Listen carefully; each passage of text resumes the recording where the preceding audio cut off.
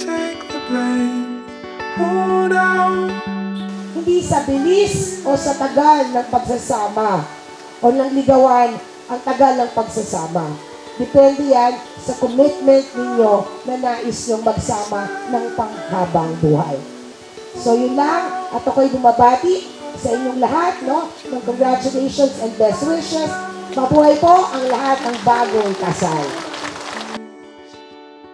At andito kami, nagagabay sa inyo, no?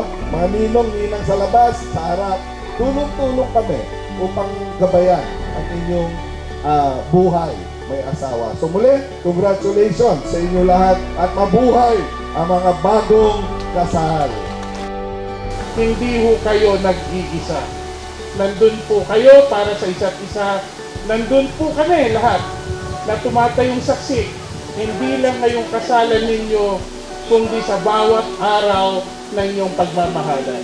Maraming salamat po sa karangalang maging inyong saksi ngayong hapon.